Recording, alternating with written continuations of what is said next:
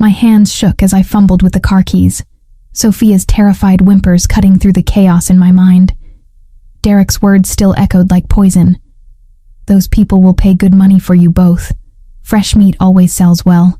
The gun in his hand had been steady, his eyes cold with a calculation that made my blood freeze. 29 years on this earth, and I'd never felt so helpless. Mommy, I'm scared, Sophia whispered from the passenger seat, her small fingers clutching Mr. Whiskers, the stuffed cat she'd had since birth. Her green eyes, so much like mine, were wide with terror. We're going to be okay, baby, I lied, pulling into Manhattan traffic. The windshield wipers fought against the downpour, each sweep revealing glimpses of a city that suddenly felt hostile. Derek had finally snapped completely. The gambling debts, the cocaine habit, the mounting pressure from people I didn't want to imagine. It had all culminated in tonight's nightmare. I'd met Derek 3 years ago at a hospital fundraiser. He'd been charming then, a decorated police officer who seemed like the stability Sophia and I needed after her father died. What a fool I'd been. The first red flag should have been how quickly he moved in, how eager he was to control our lives. But I'd been lonely, overwhelmed by single motherhood and the demands of my psychology practice. The Bella Notte restaurant appeared like salvation through the rain-streaked windshield, its warm golden light spilling onto the wet streets. I'd driven aimlessly for 20 minutes, but something about this place felt safe. Expensive cars lined the street. Mercedes, BMWs, a gleaming Maserati. People with money, people with power, people who might help us. Come on, sweetheart. I lifted Sophia from the car, her 6-year-old frame trembling against my chest. The bruises on my forearm throbbed where Derek had grabbed me, dark fingerprints already forming on my pale skin. The doorman nodded respectfully as we entered, his eyes taking in our disheveled state with professional discretion. Inside, the restaurant hummed with quiet elegance. Crystal chandeliers cast dancing shadows across cream-colored walls adorned with original artwork. The scent of garlic and expensive wine mingled with the soft murmur of sophisticated conversation. This was a world I'd glimpsed but never inhabited. A place where power brokers and influential families dined in refined luxury. The maitre d' approached with polished professionalism, his Italian accent lending warmth to his greeting. "Good evening, signora. How may we assist you tonight?" I opened my mouth to speak, but Sophia broke free from my arms. She ran straight toward a corner table where a man sat alone, his presence commanding even in solitude. Dark hair swept back from a face that could have been carved from marble, sharp cheekbones, a strong jaw darkened by 5 o'clock shadow, eyes the color of storm clouds. He wore a charcoal suit that probably cost more than my monthly salary, but it was the way he carried himself that made everyone else fade into background noise. There was an aura of controlled danger about him, like a predator masquerading as a gentleman. "Please, help my mommy!" Sophia's voice cracked with desperation, her small hands gripping the edge of his table. "The bad man wants to sell us. He has a gun, and he's going to give us to scary people." The stranger's eyes snapped to her, then to me. I watched something shift in his expression. Surprise, then a focused intensity that made my breath catch. He was older than me, maybe mid-30s, with the kind of quiet authority that didn't need to announce itself. When he moved, it was with the fluid grace of someone accustomed to being in control. "Sophia, come back here," I called, rushing forward, but my voice sounded weak even to my own ears.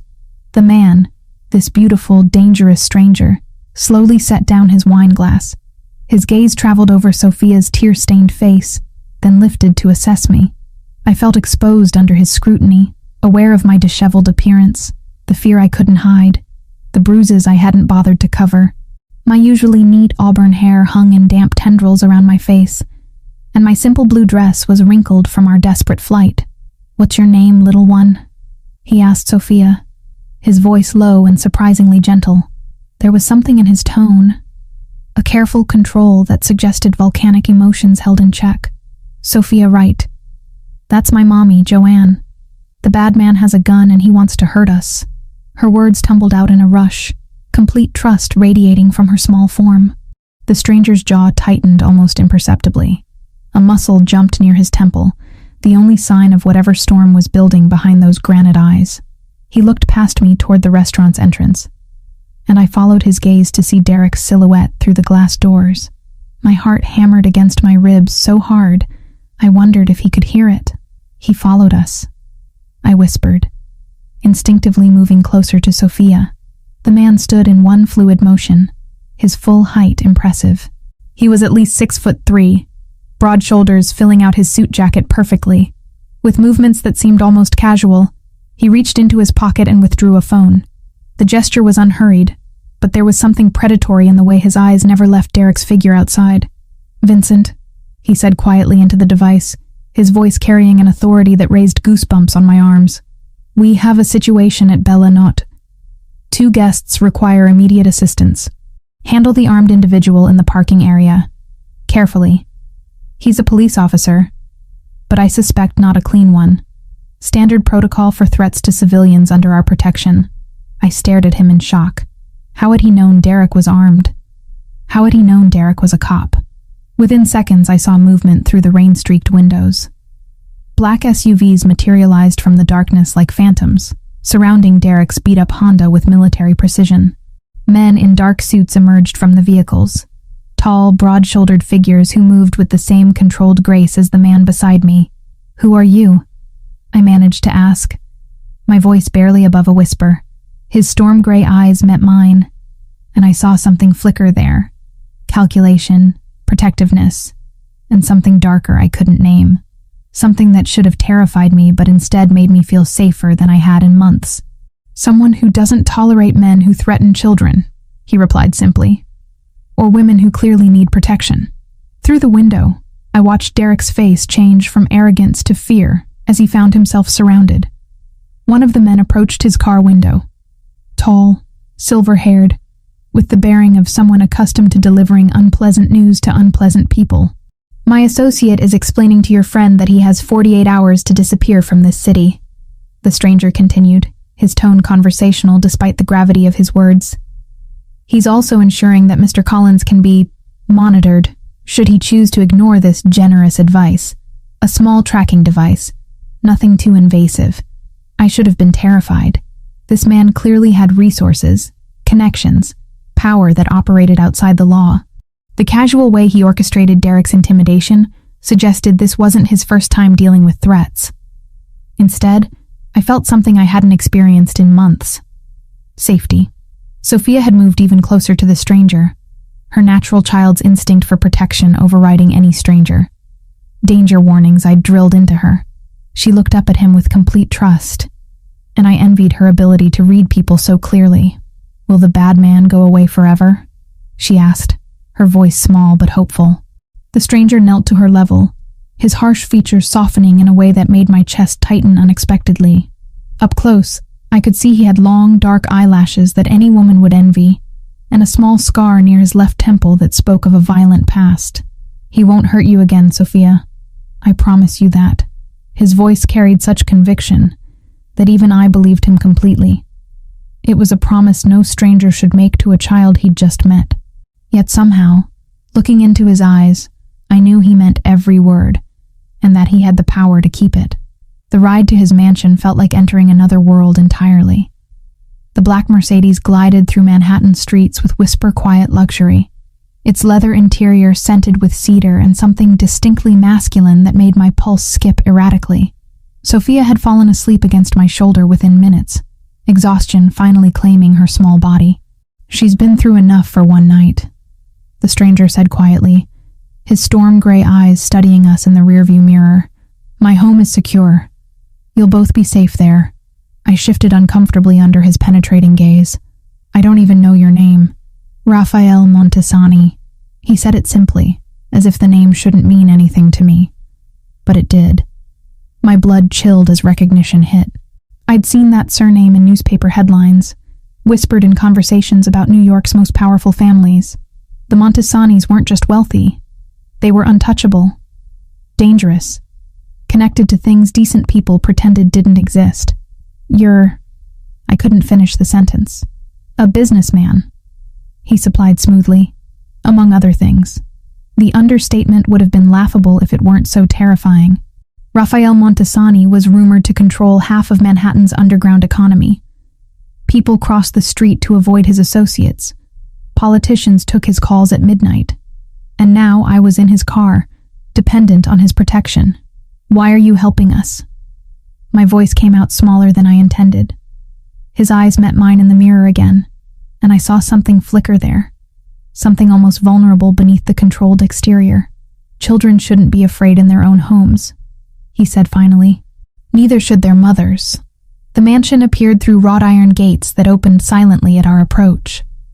I'd driven past places like this 1,000 times, wondering what kind of lives played out behind those pristine facades. The building rose before us like something from a Gothic novel, all clean lines and towering windows, softly lit from within. Perfectly manicured gardens flanked the circular driveway, where a fountain whispered secrets to the night air. "Welcome to my home," Raphael said, as the car stopped beneath a portico that could have sheltered half my apartment building. A man emerged from the shadows, tall, impeccably dressed, with silver hair and eyes that missed nothing. "Mr. Montesani," he said with a slight Italian accent. "Everything has been prepared as requested. Thank you, Vincent. This is Ms. Wright and her daughter Sophia. They'll be staying with us indefinitely." Vincent's gaze swept over us with professional assessment, taking in our disheveled state without judgment. "Of course, sir. Shall I show them to their quarters?" "In a moment." Raphael moved around the car to open my door, his movements fluid despite his obvious size and strength. When he reached for Sophia, I instinctively pulled back. "I can carry her. She's exhausted, and you're shaking." His observation was matter of fact, not unkind. "Let me help." There was something in his tone, a careful gentleness that didn't match his dangerous reputation. Reluctantly, I allowed him to lift Sophia from my arms. She stirred slightly, then settled against his broad chest with complete trust that both amazed and terrified me. The interior of the mansion was breathtaking. Marble floors gleamed under crystal chandeliers, and original artwork lined walls that soared to impossible heights. But it was the way Raphael moved through this opulent space that commanded attention, like a king surveying his domain, completely at ease with the power that surrounded him. "This way," he said, leading us up a sweeping staircase that belonged in a museum. Sophia barely stirred as he carried her, her small hand clutching the fabric of his expensive suit jacket. Something twisted in my chest as I watched this dangerous man treat my daughter with such careful tenderness. The guest suite he showed us to was larger than my entire apartment. Floor-to-ceiling windows overlooked the garden, and the bed was big enough for 4 people. Raphael laid Sophia down gently, then stepped back to give me space to tuck her in properly. "There's a connecting room if you prefer privacy," he said quietly, "but many find it comforting to stay close the first night." "The first night?" I turned to face him fully. "How long exactly do you expect us to stay here?" His expression grew serious. "That depends on how long it takes to resolve your Derek problem permanently." The way he said permanently sent chills down my spine. What exactly does that mean? Raphael moved to the window, gazing out at his perfectly controlled domain. "Your stepfather isn't just an abusive husband, Joanne. He's a corrupt police officer with dangerous debts to even more dangerous people." "What kind of debts?" "The kind that get paid in blood if they're not satisfied with cash." He turned back to me, his face grave. "Derek Collins owes $200,000 to the Gulf Cartel. Money he lost when a drug shipment he was supposed to protect got intercepted by honest federal agents." My legs gave out. I sank into a nearby chair, mind reeling. Drugs? Derek was involved with drug dealers. Worse, he was their inside man, providing police escort for cocaine shipments, tipping them off about raids, eliminating evidence when necessary. Raphael's voice was clinical, but I caught the disgust underneath. When that last shipment was seized, the cartel held him responsible for the loss. And now he wants to use Sophia and me as, I couldn't say it, collateral. A gesture of good faith while he finds other ways to repay what he owes. Raphael's jaw tightened. The Gulf Cartel has a particular market for women and children who won't be missed. Derek convinced them you both fit that description. Bile rose in my throat. The man I'd shared a bed with, who'd helped Sophia with her homework, who'd sworn to protect us both. He'd been planning to sell us like cattle. How do you know all this? I whispered. Because the Gulf Cartel operates in my territory. Because Derek reached out to my competitors first, trying to negotiate safe passage through New York. Because when my people investigated the threat to you, they discovered exactly what kind of monster had been living in your home. The casual way he spoke of having people investigate Derek's activities should have terrified me. Instead, I felt a strange sense of relief. For the first time in months, someone with real power was on my side. What do you want in return? I asked, because men like Rafael Montesani never did anything without expecting payment. He studied me for a long moment, something unreadable flickering in those storm-gray eyes. I want you and Sophia to be safe. I want that child to sleep without nightmares. I want you to stop looking over your shoulder every time you leave your house. That's not an answer. It's the only answer you're getting tonight. His voice softened as he glanced at Sophia's sleeping form. Tomorrow we'll discuss the details of your stay here. For now, just rest. You're under my protection, which means you're untouchable. As he moved toward the door, I found myself calling after him. Why do you care? You don't know us. Raphael paused, his hand on the doorframe. When he looked back, I saw something raw and vulnerable cross his features, because some lines should never be crossed, he said quietly. And men who threaten children cross all of them. The door closed behind him with a soft click, leaving me alone with my sleeping daughter, and the growing realization that our lives had just changed forever. Outside those windows lay Rafael Montesani's world, beautiful, dangerous, and completely beyond my understanding. But for the first time in months, I felt truly safe. Morning sunlight streamed through the floor-to-ceiling windows, casting golden patterns across the marble floors of our temporary sanctuary. Sophia had awakened early, her natural curiosity overcoming the trauma of the previous night. She stood at the window in her pajamas, pressing her small hands against the glass as she watched gardeners tend to Raphael's pristine grounds. "Mommy, look at the pretty flowers," she whispered, her voice filled with wonder. "And there's a fountain that sparkles like diamonds." I joined her at the window, wrapping my arms around her small frame. The estate stretched beyond anything I'd ever imagined. Manicured lawns that belonged in magazines, rose gardens that must have cost more than most people's houses, and stone pathways that wound through carefully orchestrated beauty. It was a world so far removed from our modest apartment that it felt like stepping into a fairy tale. "It is beautiful, sweetheart," I agreed, though unease still twisted in my stomach. Beautiful cages were still cages. A soft knock interrupted my thoughts. "Come in," I called, expecting Vincent or perhaps one of the other staff members I'd glimpsed the night before. Instead, Raphael entered carrying a silver tray laden with breakfast. He'd traded his formal suit for dark jeans and a charcoal cashmere sweater that emphasized the breadth of his shoulders. Somehow, this casual version of him was even more unsettling. It made him seem less like a distant crime lord, and more like a man who could slip past my defenses without me noticing. "I thought you might prefer to eat privately this morning," he said, setting the tray on the sitting area's elegant coffee table. "But tomorrow I'd like you to join me for breakfast in the main dining room." Sophia abandoned her window vigil and bounded over to investigate the offerings. Her eyes widened at the sight of fresh strawberries, fluffy pancakes shaped like hearts, and what appeared to be homemade hot chocolate topped with real whipped cream. "Did you make this?" she asked Raphael with the direct honesty only children possessed. "My chef prepared it," he replied, crouching to her level with that same careful gentleness I'd noticed the night before. "But I told him you might like heart-shaped pancakes." "Was I right?" Sophia nodded enthusiastically, already reaching for a strawberry. "They're perfect. Mommy, look how pretty everything is." I watched this interaction with growing confusion. The media painted Rafael Montesani as a ruthless businessman with ties to organized crime. Yet here he was, ensuring a 6-year-old's breakfast included whimsical touches that would make her smile. The contradiction was jarring. "Thank you," I said quietly. "You didn't have to go to such trouble." It wasn't trouble.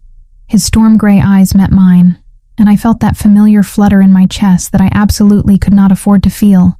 Sophia deserves to feel safe and cared for. As do you. The way he said it, with such quiet conviction, made my throat tighten unexpectedly. When was the last time anyone had cared about my well-being without expecting something in return? I need to call my work, I said, desperate to focus on practical matters. Let them know I won't be in for a while. Already handled. Raphael straightened to his full imposing height. I had Vincent contact your clinic this morning. You've been granted indefinite family leave due to a personal emergency. Your position will be waiting when you're ready to return. You can't just rearrange my life, I protested, even as part of me felt relieved. I can when it keeps you alive. His tone brooked no argument. Derek knows where you work, Joanne. He knows your routines, your weaknesses. Until he's neutralized, you don't go anywhere without protection. The reminder of Derek's threat sobered me instantly. Raphael was right, of course. My independent streak would have to take a backseat to survival. What about Sophia's school? I asked. She can't miss too much. St. Catherine's Academy has agreed to accept her immediately, Raphael replied. It's a private institution with excellent security protocols. She'll have discreet protection, and their academic standards are far superior to her previous school. I stared at him. St. Catherine's has a waiting list 3 years long, and the tuition is already paid, he finished calmly. Consider it an investment in Sophia's future. Before I could protest further, Sophia tugged on Raphael's sweater. What's that? She asked, pointing to a chess set positioned near the window. It's a game called chess, Raphael explained, his entire demeanor softening when he spoke to her. Would you like me to teach you how to play? For the next hour, I watched in fascination as this dangerous man patiently explained chess basics to my daughter. He showed her how each piece moved, creating elaborate stories about brave knights and powerful queens that made Sophia giggle with delight. His large hands dwarfed the delicate pieces, but he handled them with surprising grace. The queen is the strongest piece on the board, he told Sophia seriously. She can move anywhere she wants, and the whole game revolves around protecting the king and queen. Like you protect mommy and me? Sophia asked innocently. Raphael's eyes flicked to mine before returning to Sophia. Exactly like that, he said softly. Something dangerous unfurled in my chest at his words. I couldn't afford to read meaning into his kindness. Couldn't let myself believe this was anything more than temporary sanctuary. But watching him with Sophia, seeing the genuine affection in his eyes, the careful way he praised her small victories, made it hard to remember he was supposed to be dangerous. That afternoon, while Sophia napped, Raphael showed me through parts of his mansion. The library was particularly stunning. Floor-to-ceiling mahogany shelves filled with leather-bound volumes, comfortable reading chairs positioned near tall windows, and the faint scent of aged paper and expensive whiskey.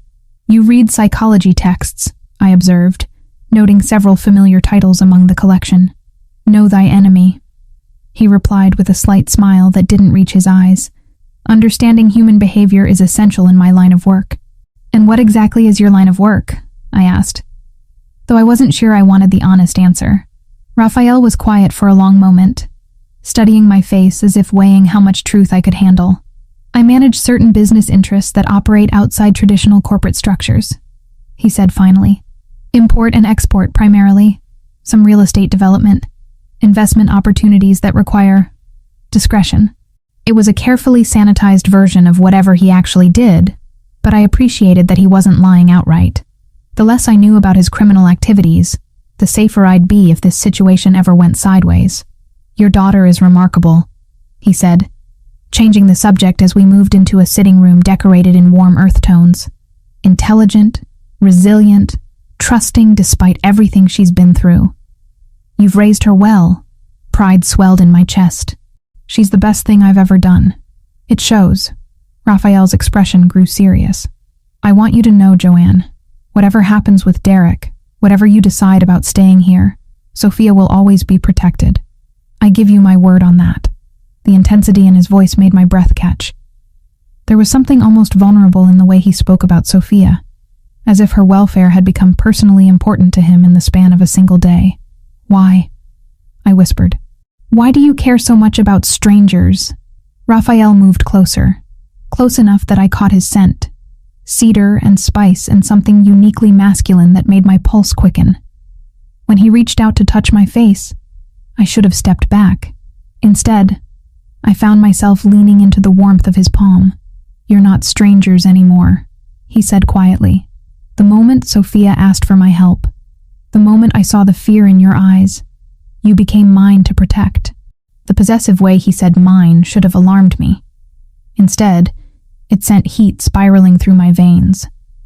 This was dangerous territory, allowing myself to be attracted to a man whose world operated by rules I couldn't begin to understand. But as Raphael's thumb traced my cheekbone with infinite gentleness, I realized the danger might be worth it. Vincent's urgent knock shattered the peaceful morning routine Sophia and I had begun to establish at the mansion. It was our second week under Raphael's protection, and I'd foolishly started to believe Derek might have given up, might have disappeared like Raphael had warned him to. "Mr. Montesani requests your immediate presence in his study," Vincent said, his usually composed demeanor strained. "It's regarding your former residence." My blood chilled. Something had happened at our apartment. Raphael was pacing behind his massive mahogany desk when I entered, his jaw set in a hard line that spoke of barely contained fury. Scattered across the polished surface were photographs that made my stomach lurch, pictures of our apartment, but not as I'd left it. "He was there," Raphael said without preamble, his storm-gray eyes meeting mine with an intensity that made me step backward involuntarily. "Derek broke into your apartment last night." The photographs told a story of violation and rage. Furniture overturned, Sophia's toys scattered and broken, my bedroom torn apart with methodical cruelty. But it was the message spray-painted across our living room wall in violent red letters that made my knees give out. "You can't hide forever, bitch. They're coming for you." "Oh God," I whispered, sinking into the leather chair across from his desk. "He's completely lost his mind." "This wasn't random destruction," Raphael said, his voice deadly quiet. "This was calculated intimidation. A message meant to flush you out of hiding." He picked up another photograph, this one showing Derek's patrol car parked brazenly outside our building. "He's not trying to be subtle anymore." I stared at the evidence of Derek's escalation, my hands trembling. "How did you get these pictures so quickly?" "Because I've had surveillance on your apartment since the night you came to me," Raphael replied matter-of-factly. "I needed to know if Derek would return, and when." He moved around the desk to crouch beside my chair, his presence both comforting and overwhelming. "Joanne, there's more you need to know about your stepfather. Things that change everything." Something in his tone made dread pool in my stomach. "What kind of things?" Raphael returned to his desk and opened a thick manila folder. "Derek Collins isn't just an abusive husband with gambling problems. He's a corrupt police officer who's been working with the Gulf Cartel for over 3 years. The words hit me like physical blows. That's impossible. Derek may be a bastard, but he's not a criminal. He's just a facilitator for cocaine shipments moving through New York." Raphael interrupted, sliding documents across to me. Bank records showing deposits that far exceed his police salary, communications with known cartel operatives, photos of him providing escort services for drug convoys. I stared at the evidence with growing horror. Bank statements showing mysterious deposits of $10, $15, sometimes $20,000. Grainy surveillance photos of Derek in uniform, standing beside vehicles I now recognized as cartel transport trucks. Text messages discussing merchandise and delivery schedules in code that wasn't difficult to decipher. "But why?" I whispered. "Why would he risk everything for drug money?" "Because Derek owes the Gulf Cartel $200,000, Raphael said grimly. 3 months ago, he was supposed to provide police escort for a major cocaine shipment. Instead, honest federal agents intercepted the convoy. The cartel lost millions in product, and they held Derek responsible. My mind reeled, trying to process this revelation. The Derek I'd known, controlling, violent, but still a police officer who'd sworn to uphold the law, had been living a double life I never could have imagined. "The night you came to me, Derek was desperate," Raphael continued. He'd already approached several criminal organizations, trying to negotiate safe passage out of New York. When they all turned him down, he decided to offer the cartel something else as collateral for his debt.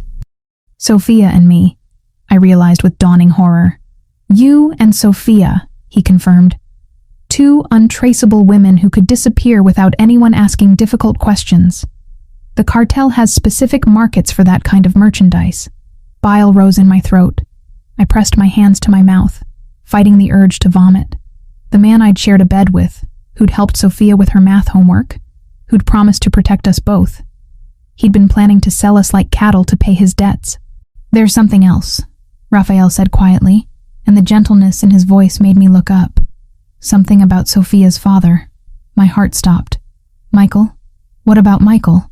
He died in a car accident 4 years ago." Michael Wright discovered Derek's criminal activities, Raphael said carefully, as if handling explosive material. "He found evidence of the drug money, the cartel connections. He was going to the FBI." "No," I breathed. But even as I said it, pieces began clicking into place. Michael's increasing paranoia in the weeks before his death, his insistence that something was wrong with Derek, his refusal to let Derek babysit Sophia anymore. "Derek sabotaged your husband's car," Raphael said with devastating gentleness, "made it look like brake failure. Michael Wright didn't die in an accident, Joanne. He was murdered to keep him quiet." The words hit me like a freight train. Everything I'd believed about my life, about Michael's death, about Derek's place in our family. All lies. I doubled over in my chair, grief and rage warring in my chest until I couldn't breathe. "I'm sorry," Raphael said, and suddenly he was kneeling beside me, his large hands gentle on my shoulders. "I'm so sorry you had to learn this way. He killed Michael," I sobbed, the reality finally sinking in. "He killed my husband, and then he married me. He's been planning this all along, hasn't he? Getting close to us, gaining our trust, waiting for the right moment to—" "Hey," Raphael said firmly, his hands framing my face, forcing me to look at him. "Listen to me. Derek Collins will never touch you or Sophia again. I give you my word on that." Something in his voice, a lethal promise that went beyond mere protection, made me believe him completely. This man, this dangerous stranger, who'd become our sanctuary, would kill Derek without hesitation if necessary. And God help me, I was grateful for it. "I should have known," I whispered, tears streaming down my cheeks.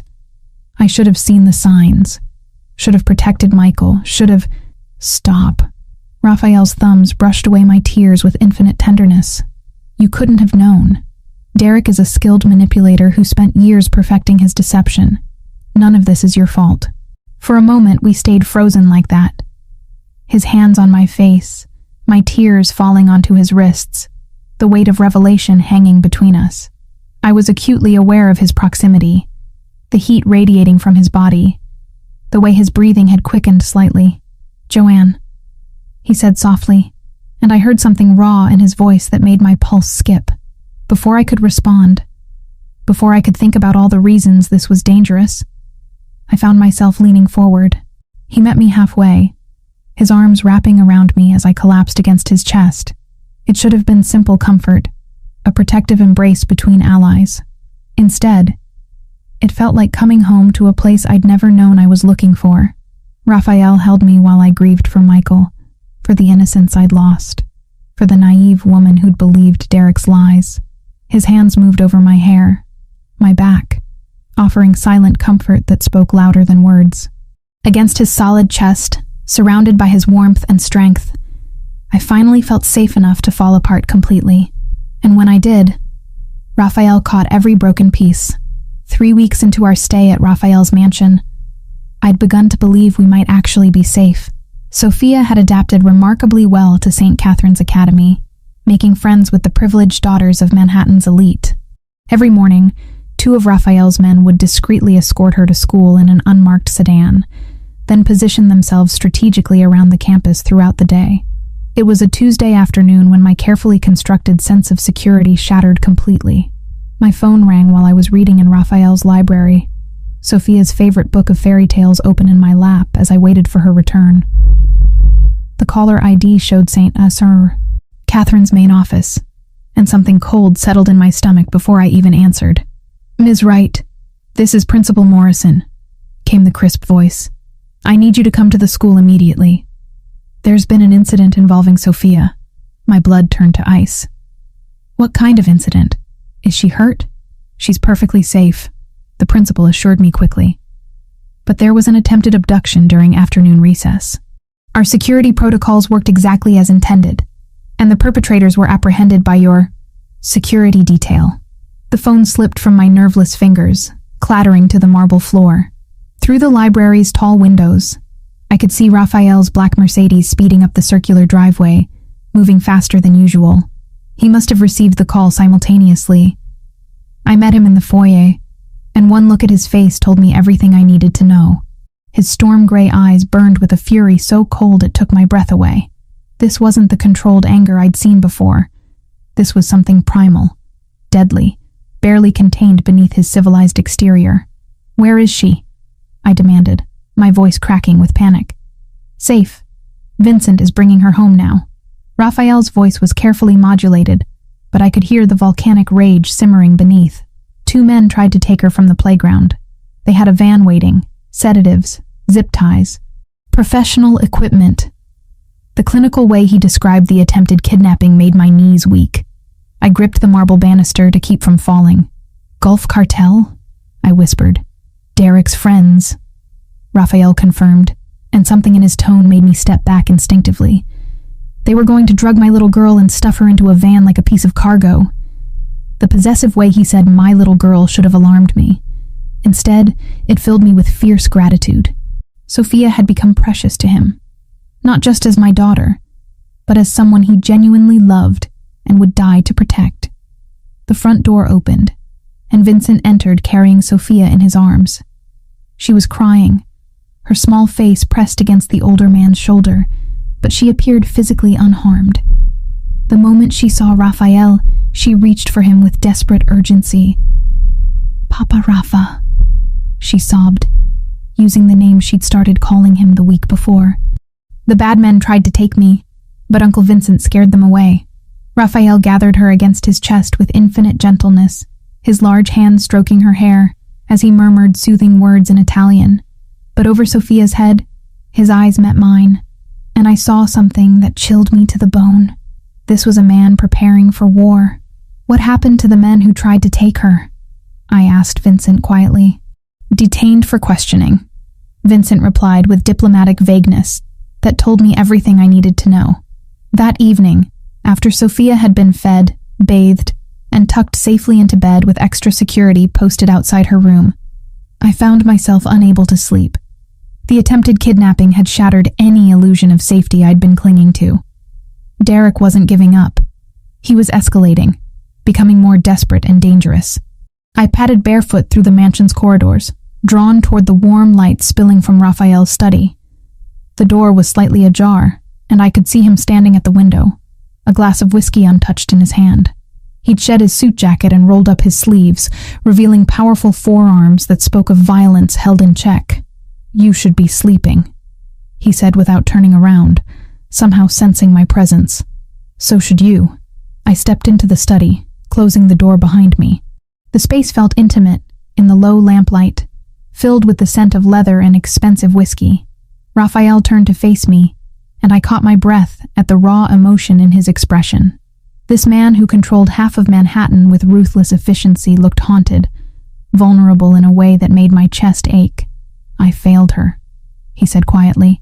"I promised Sophia she would be safe, and I almost lost her today." "You didn't fail anyone," I said firmly, moving closer. "Your men stopped them. She's upstairs sleeping peacefully because you protected her. Derek has crossed every line," Raphael continued, his voice dropping to a dangerous whisper. "First he terrorizes you, then destroys your home, and now he tries to steal my daughter. There's only one way this ends." The possessive claim over Sophia should have bothered me. Instead, it filled me with warmth. She was his daughter now, in every way that mattered. "Raphael," I said softly, reaching out to touch his arm. The contact sent electricity racing up my spine, and I saw his pupils dilate in response. "You shouldn't be here," he warned, but he didn't step away. "Not tonight. I'm not thinking clearly. Maybe that's exactly what you need," I whispered, stepping closer until I could feel the heat radiating from his body. "To stop thinking and just feel." Something snapped in his expression. Before I could draw another breath, his hands were framing my face, his mouth crashing down on mine with desperate hunger. The kiss was everything I'd imagined, and nothing I'd prepared for. Fierce, consuming, tasting of whiskey and dangerous promises. His arms wrapped around me, pulling me against the solid warmth of his chest as I melted into him completely. This was madness. Kissing a man whose world operated by rules I couldn't understand. But his mouth on mine felt like coming alive after months of merely existing. Joanne. He breathed against my lips, his voice rough with desire. You have no idea what you do to me. Before I could respond, the study door burst open. Vincent stood in the doorway, his usually composed expression tight with urgency. Sir, we have a situation, he announced, then stopped short when he realized what he'd interrupted. Forgive me, but this cannot wait. Raphael's arms tightened around me protectively before he reluctantly released me. What is it? Derek Collins has made contact with Gulf Cartel leadership. They're demanding immediate delivery of the collateral he promised, or they'll take alternative collection methods. Our sources suggest they're planning to escalate significantly within the next 24 hours. The blood drained from Raphael's face. How significantly? Direct assault on this residence, Vincent replied grimly.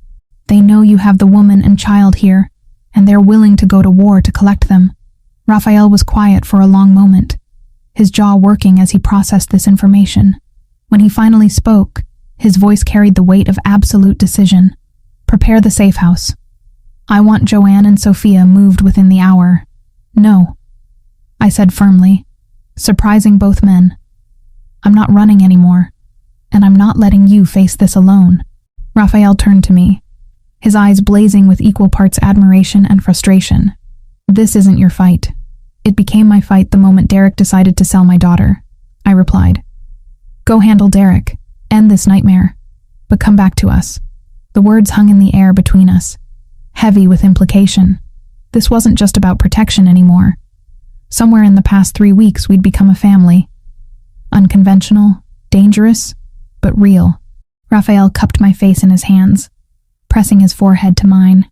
Derek has gone too far, he said quietly, his voice carrying lethal promise.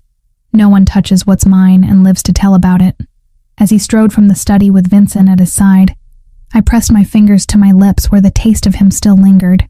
Whatever was coming, I knew our lives would never be the same. But for the first time since this nightmare began, I wasn't afraid of the future. I was ready to fight for it.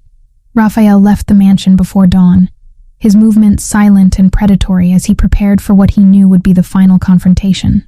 I watched him from our bedroom window as he descended the front steps, his tall frame cutting an imposing silhouette against the pre-dawn darkness. The GPS tracker Vincent had placed on Derek's car had led them to an abandoned warehouse in Brooklyn, the kind of place where screams echoed and bodies disappeared without questions being asked. He'd kissed me goodbye with desperate intensity, his hands framing my face as if memorizing every detail. I'll come back to you, he'd promised, his storm-gray eyes burning with lethal resolve. Both of you. I spent the morning in a state of suspended anxiety, unable to focus on anything except the knowledge that somewhere across the city, the man I'd fallen in love with was hunting the monster who'd destroyed my family. Sophia seemed to sense my tension, staying closer to me than usual as we moved through our morning routine. Her small hand would find mine repeatedly, as if anchoring us both to normalcy. Is Papa Rafa coming back soon? She asked over breakfast, her green eyes wide with the intuitive worry that children possess when they sense danger lurking just beyond their understanding. Soon, sweetheart, I promised, praying I wasn't lying to her innocent face. He had some important business to take care of. Hours crawled by with agonizing slowness. Vincent maintained his professional calm, but I caught him checking his phone repeatedly, his weathered hands betraying the slightest tremor as he scrolled through messages. His jaw was tight with concern for his employer, and I knew that despite his composed exterior, he was as worried as I was. The mansion felt hollow without Raphael's commanding presence, as if the very walls were holding their breath, waiting for their master's return. I tried reading, tried helping Sophia with a puzzle, tried anything to distract my racing mind, but every shadow that moved past the windows made my heart jump. Every creak of the old house settling made me freeze with anticipation. By afternoon, I'd worn a path in the library carpet from my restless pacing. It was nearly midnight when I finally heard the front door open. I'd been pacing the library for hours, unable to sleep, my heart hammering against my ribs with each passing minute. The sound of Raphael's footsteps, heavy, tired, but unmistakably alive, nearly brought me to my knees with overwhelming relief. When he appeared in the doorway, my breath caught in my throat. His expensive charcoal suit was rumpled and stained with what looked like oil, dirt, and darker substances I didn't want to identify. His knuckles were scraped and bloodied, his white shirt torn at the shoulder, and there was a hardness in his storm-gray eyes that hadn't been there before. A coldness that spoke of violence witnessed and justice delivered. But he was whole, uninjured, breathing, alive. "It's over," he said simply, his voice rough with exhaustion and something darker, more primal. "Derek won't be a problem anymore. Not for you, not for Sophia, not for anyone." I searched his face, looking for answers to questions I wasn't sure I wanted to ask. The man before me looked like a warrior returning from battle, transformed by what he'd done in those Brooklyn shadows. "What happened?" I whispered, moving closer despite the dangerous aura that surrounded him like smoke. Raphael moved to the whiskey decanter with careful, measured steps, pouring himself a generous measure with hands that trembled almost imperceptibly. The crystal clinked against the bottle neck, the only sound in the heavy silence that stretched between us. "I found him exactly where the tracker said he'd be," Raphael began, his voice taking on a clinical quality that somehow made the story more chilling. "Brooklyn warehouse, meeting with Gulf Cartel leadership. 3 of them, middle management types who thought they could operate in my territory without consequences." He took a long swallow of whiskey before continuing, the amber liquid seeming to steady him. "Derek was trying to negotiate a new timeline for delivering his collateral, begging for more time while offering them detailed descriptions of what they could expect. Sophia and me," I said quietly, my voice barely audible. "You and Sophia," he confirmed, and something volcanic flickered in his expression. A rage so deep and controlled it was terrifying. "He told them he could deliver you both within the week. Described in detail what they could expect from a fresh mother and her young daughter. Said you'd both been properly broken in and would be obedient merchandise." Nausea rose in my throat like bile. The clinical way Derek had spoken about us, as if we were livestock to be bartered and sold, made my skin crawl with revulsion and horror. "There's more," Raphael continued, setting down his glass with such careful control that I knew he was fighting not to shatter it. "Derek confessed to everything. Not because he felt guilty, because he was proud of it. Proud of his planning, his patience, his execution." My legs gave out. I sank into the nearest leather chair, watching Raphael's face as he revealed the final pieces of my destroyed life. "He bragged about killing Michael," Raphael said, his voice dropping to a dangerous whisper that made the hair on my arms stand up. "Said it wasn't as hard as he'd expected. Just a simple brake line cut, then playing the grieving friend at the funeral. He laughed about it, Joanne. Laughed while describing how your husband's car went off the road. Tears burned my eyes, but they were tears of rage rather than grief now. The man I'd shared my bed with, who'd helped Sophia with her homework, who'd sworn to protect us. He'd been a predator from the very beginning, calculating and patient as any hunting animal. He planned it all, I realized with dawning horror. The marriage, the relationship with Sophia, everything. He bragged about that too," Raphael continued, beginning to pace like a caged wolf. "Said he'd played the long game perfectly. Kill the husband, seduce the widow, gain legal access to the child. When his debts came due, he'd have the perfect payment ready and waiting. No one would even look for you." The glass in Raphael's hand suddenly shattered. He'd gripped it too tightly without realizing, and now whiskey and blood dripped from his knuckles onto the Persian rug. But he didn't seem to notice the pain, too consumed by the memory of what he'd witnessed. "That's when I knew talking was over," Raphael said with deadly quiet, examining his bleeding hand with detached interest. "When he looked at those cartel bastards and laughed while describing how he was going to drug you both for easier transport. Said Sophia would fetch top dollar in their markets because she was young and untouched. What did you do?" I whispered, though part of me already knew. Raphael's eyes met mine, and I saw something raw and protective there that took my breath away. Love and violence intertwined in a way that should have terrified me, but instead made me feel safer than I'd ever felt in my life. I handled a loose end, he said simply, his voice carrying the weight of absolute finality. Derek Collins will never threaten you or Sophia again. Neither will the Gulf Cartel members who were stupid enough to think they could operate in my territory, trafficking in children. I should have been horrified. A normal woman would have demanded details, called the police, run screaming from a man who could speak so casually about taking multiple lives.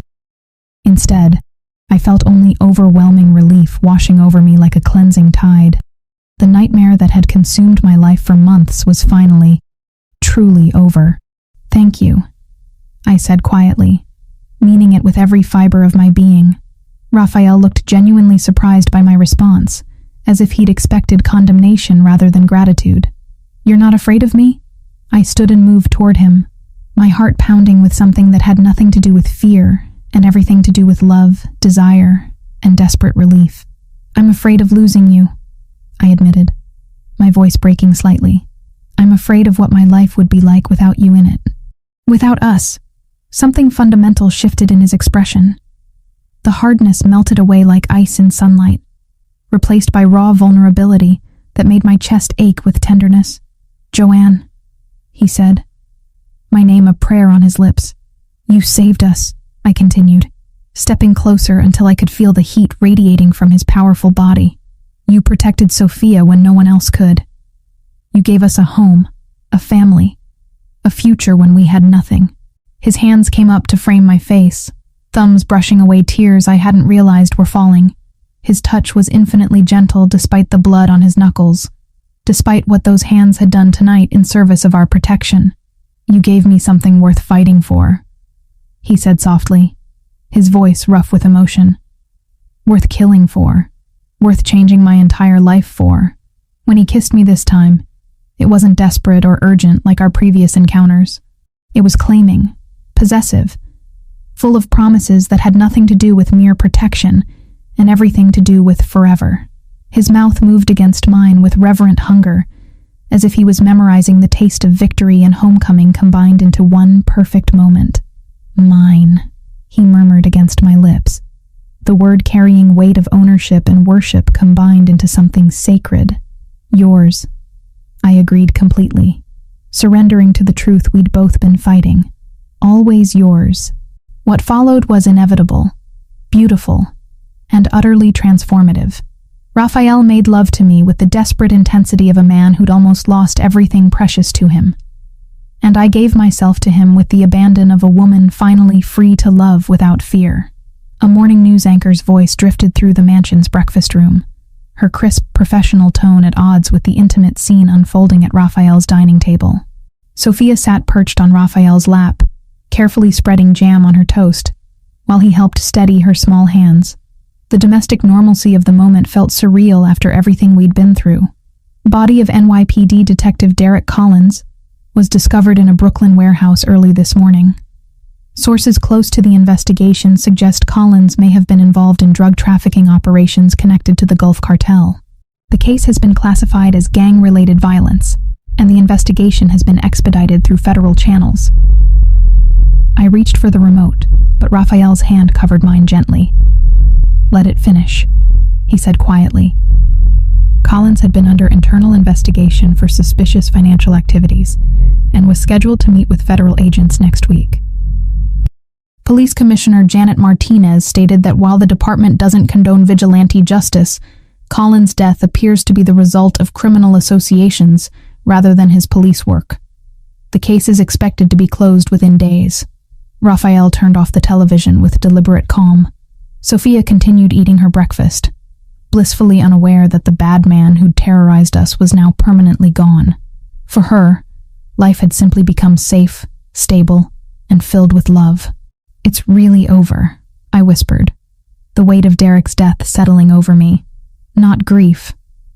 I felt no sorrow for the man who'd murdered my husband and planned to sell my daughter, but relief so profound it left me lightheaded. "It's over," Raphael confirmed, his storm gray eyes meeting mine across the table. You and Sophia are completely safe now. 1 month had passed since that night in Brooklyn. 1 month of waking up in Raphael's arms, of watching Sophia blossom under his devoted attention, of slowly accepting that our nightmare had truly ended. The bruises on my arms had faded, replaced by gentle marks from Raphael's loving touch. Sophia's nightmares had stopped, replaced by peaceful sleep in her beautiful room, surrounded by books and toys Raphael seemed to delight in providing. But questions lingered in the quiet moments. What kind of life were we building together? What kind of future could I give Sophia in Raphael's dangerous world? "Mommy, can Papa Rafa come to my school play next week?" Sophia asked, syrup decorating her chin as she grinned up at me. The casual way she called him Papa Rafa still made my chest tighten with emotion. In her 6-year-old heart, Raphael wasn't a crime lord or dangerous man.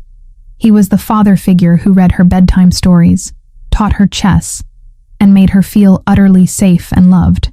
"Of course I can, Principessa," Raphael said, using the Italian endearment that made Sophia giggle every time. I wouldn't miss it. After Vincent took Sophia to school, Raphael and I found ourselves alone in his study. The same room where he'd first told me about Derek's criminal activities, where we'd shared our first desperate kiss, where he'd returned bloodied but victorious from ending our nightmare. "We need to talk," I said, settling into the leather chair across from his desk. Raphael leaned back in his chair, studying my face with that intense focus that still made my pulse quicken. "About our future. About what kind of future is possible," I corrected carefully. "Raphael, I love you. More than I thought possible. And Sophia adores you. You've become the father she never really had. But," he prompted, sensing the hesitation in my voice, "but I need to know what kind of life we're choosing.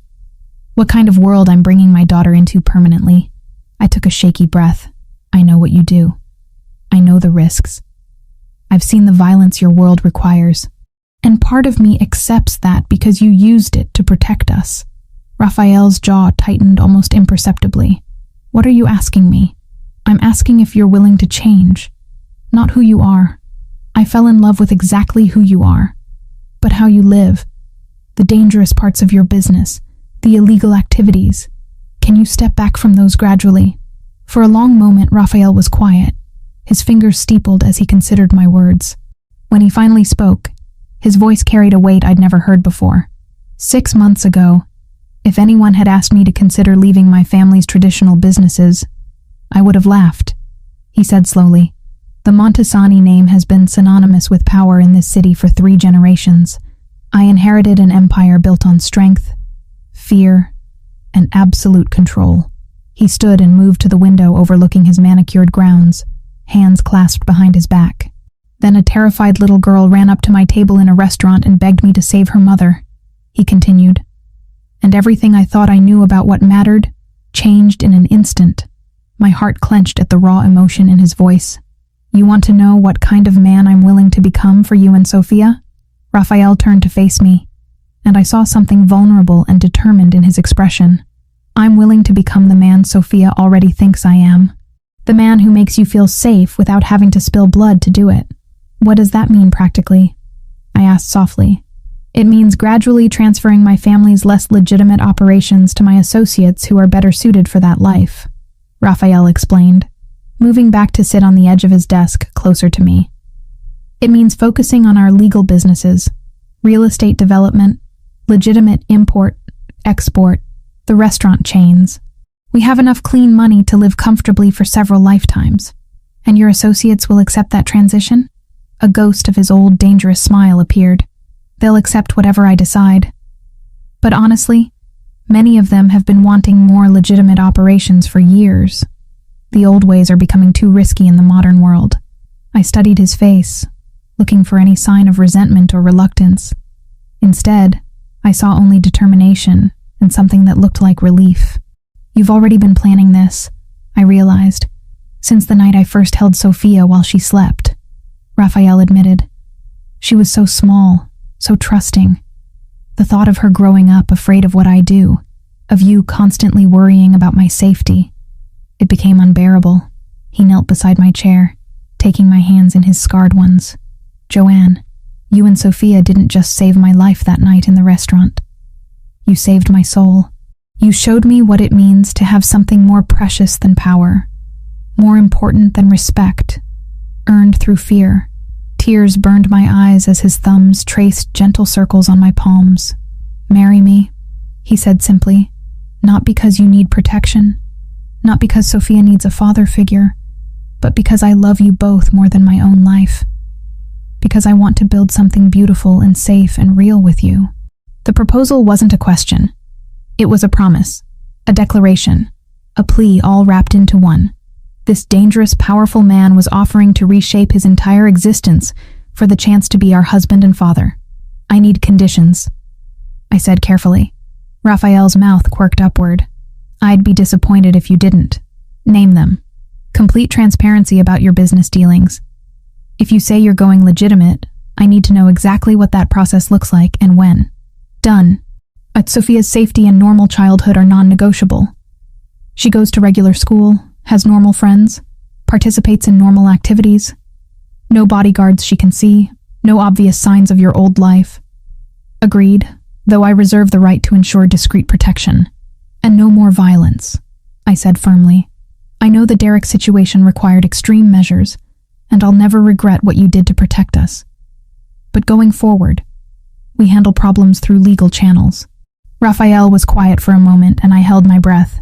"That's the hardest one," he admitted finally. "Not because I enjoy violence, but because sometimes it's the most efficient solution to problems that threaten my family. I'm asking you to trust that there are other ways." "Then I'll learn other ways," he said simply. "For you, for Sophia, for the man I want to become." When he kissed me, it tasted like promises and new beginnings, like a future where love was stronger than fear, where family mattered more than power. "Yes," I whispered against his lips. "Yes, I'll marry you. Yes, we'll build this life together." As Raphael's arms wrapped around me, holding me against his heart, I finally understood what true safety felt like. Not the protection of guards and guns, but the security of being cherished by a man willing to change his entire world for love. 6 months later, sunlight streamed through the stained glass windows of St. Bartholomew's Chapel, casting rainbow patterns across the stone floor, where I stood in a simple but elegant ivory gown. The chapel was small, intimate, exactly what Raphael and I had wanted for our wedding. No crowds, no media attention, just the people who mattered most. Sophia stood beside me as my maid of honor, her green eyes sparkling with excitement as she clutched a bouquet of white roses and baby's breath. She wore a pale pink dress that made her look like a little princess, her dark curls crowned with a delicate flower wreath that Raphael had insisted on personally selecting. "You look beautiful, Mommy," she whispered, straightening my simple veil with the serious concentration she brought to everything important. "So do you, sweetheart," I replied, my voice thick with emotion. In 6 months, our lives had transformed beyond recognition. The scared, broken woman who'd fled Derek's violence felt like a distant memory. In her place stood someone stronger, more confident, deeply loved. The chapel doors opened, and Raphael appeared at the altar. My breath caught as it always did when I saw him. He wore a perfectly tailored charcoal suit, his storm gray eyes fixed on mine with an intensity that made my pulse race. But it was the expression on his face, pure adoration mixed with something almost reverent, that made tears blur my vision. As I walked down the short aisle, Raphael's eyes never left mine. When I reached him, he took my hands in his larger ones, and I felt that familiar electric current pass between us. "You're breathtaking," he murmured, so only I could hear. The ceremony was brief, but meaningful. We'd written our own vows, and when Raphael spoke about promising to love and protect both Sophia and me for the rest of his life, his voice broke slightly. When I promised to build a future with him based on trust, love, and family, Sophia reached up to squeeze both our hands, making the small congregation of Vincent, the household staff, and a few of Raphael's closest associates smile through their tears. The moment Father McKenna pronounced us husband and wife, Raphael cupped my face in his hands and kissed me with such tenderness that the chapel seemed to fade away entirely. When we broke apart, Sophia launched herself into our arms, creating a three-way hug that felt like the seal on our new beginning. "Now you're really my papa forever," Sophia declared against Raphael's shoulder, making him close his eyes briefly as emotion overwhelmed him. "Forever and always, Principessa," he promised. The reception was held at the mansion, which had been transformed for the occasion. The ballroom glowed with soft lighting and white flowers, but the real magic was in the faces of the people celebrating with us. Vincent, who'd become like a grandfather to Sophia, dabbed at his eyes with a handkerchief. The household staff, who'd watched our unconventional love story unfold, beamed with genuine happiness. But it was the private moment Raphael and I shared in his study, now our study, that meant the most. As the party continued downstairs, he'd pulled me away for a quiet conversation. "Happy?"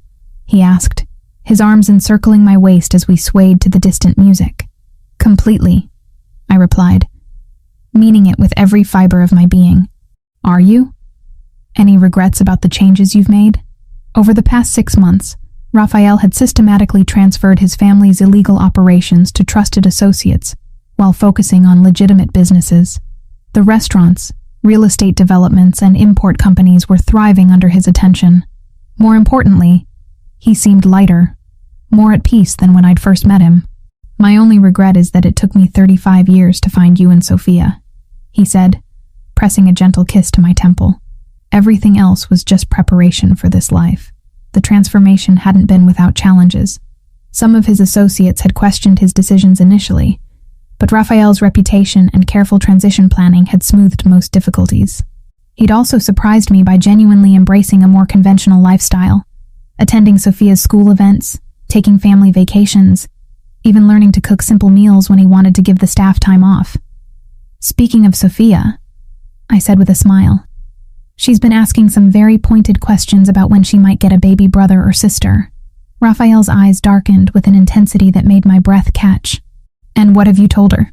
"That these things take time," I replied teasingly, "but maybe not too much time." His sharp intake of breath was audible. "Joanne, are you saying—" "I'm saying that Dr. Martinez confirmed it yesterday. Sophia's going to be a big sister in about 7 months. For a moment, Raphael simply stared at me in stunned silence. Then he swept me into his arms, spinning me around as his face broke into the most genuine smile I'd ever seen from him. "A baby," he whispered against my hair. "Our baby. Are you happy?" I asked, suddenly nervous. We'd discussed children in abstract terms, but the reality was different. "I'm beyond happy. I'm grateful, blessed, completely overwhelmed with love for you." He set me down gently, his hands immediately moving to rest protectively over my still flat stomach. "Does Sophia know?" "Not yet. I wanted to tell you first. But I think she suspects something.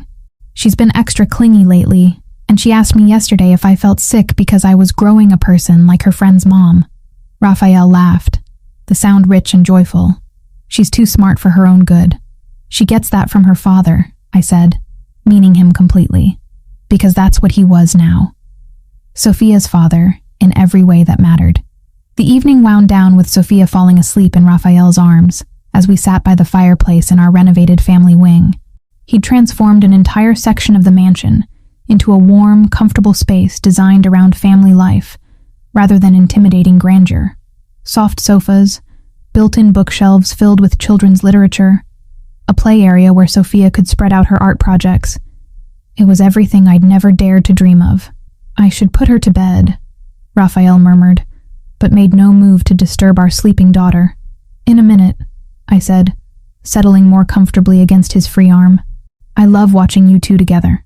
"She saved me," Raphael said quietly. "That night in the restaurant, when she ran up to my table asking for help, she saved my soul without even knowing it."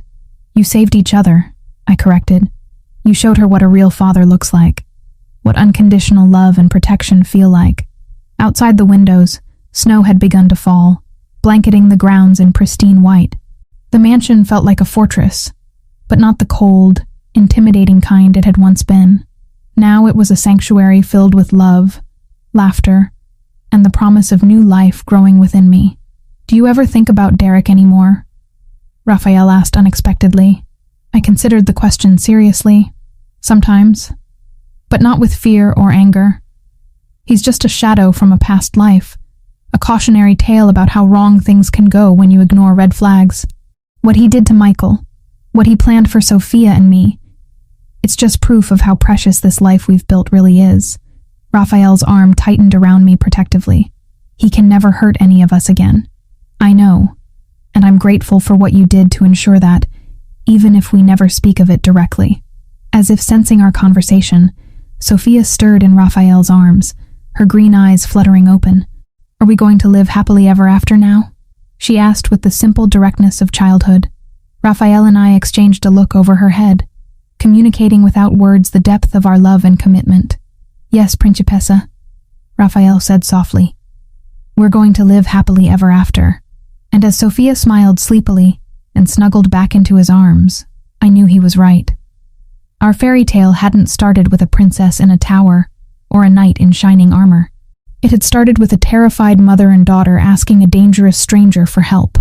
But the ending, this perfect moment of peace, love, and family, was more beautiful than any storybook could have imagined. Tomorrow would bring new challenges, new joys, new adventures. But tonight, wrapped in Raphael's arms with our daughter safe between us and our unborn child growing beneath my heart, I had everything I'd ever wanted and more than I'd ever dared to dream. We were home. We were safe. We were loved. And Derek Collins was nothing more than a bad dream that could never touch us again.